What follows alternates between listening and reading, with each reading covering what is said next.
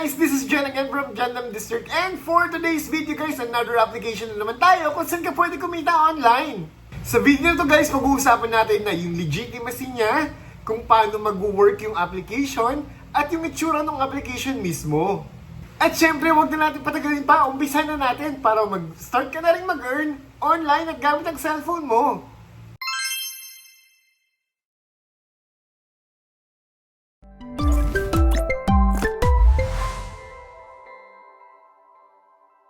So guys, meron na tayo muna mga proof na legit talaga tong application na to. As what you can see guys sa App Store, rating and reviews, 4.6 out of 5 yan guys. Napakataas ng rating nila at napakadami rin good reviews.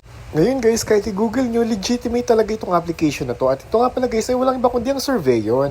Syempre guys, how it works and payout naman tayo. Dito guys, sa application na to is point system siya. You earn points by completing profile question, daily quick polls, and standard marketing surveys. Conversion rate naman guys is 10,000 points equivalent to $1.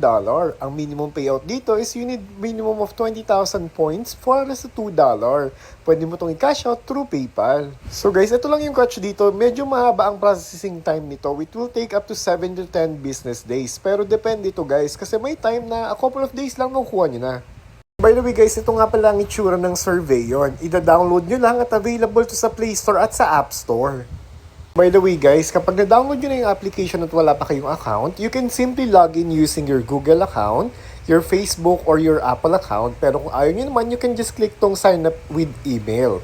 And as what you can see guys, ayan, makita nyo, get bonus points for quick polls, answer surveys, and easily earn points, then redeem points for cash. So guys, ang ginagawa ko dito is nag-login lang ako using my Gmail account kasi mas madali yun. So guys, after nyo mag-login, mag-ask yan ng additional information about sa inyo. So by the way guys, meron din question dito na hindi related sa inyo. So for example, ang question or ang scenario na nakalagay is select do not accept. Tapos hindi nyo sinelect yung do not accept. Guys, hindi kayo magpo-proceed or magko-continue. So kailangan nyo i-click kung ano yung pinapaklik sa inyo. Kaya kailangan basahin nyo maigi. So guys, ito na nga pala guys ang itsura kapag nakapag-login na kayo at pwede kayo mag-earn ng points by joining the events, mag-check-in at mag-join sa mga lucky draw guys. And by the way, pwede rin kayo mag-invite dito para makakuha kayo ng point. So by the way guys, pwede rin kayo mag-refer dito ng friends, pero just to let you know guys na the only time makakapag-refer kayo is kapag na-meet nyo na yung requirements. Yung requirements is mag-answer ng survey at makapag-cash out at least once. And syempre guys, by the way, pwede rin kayo mag-take ng mga live quick poll dito at makaka-receive kayo ng mga points. So mag-answer lang kayo ng isang question, tapos na, meron na kayo good points. And then of course, mga surveys naman guys, what you can see, meron na agad akong 1,900 points kaka-sign up ko lang.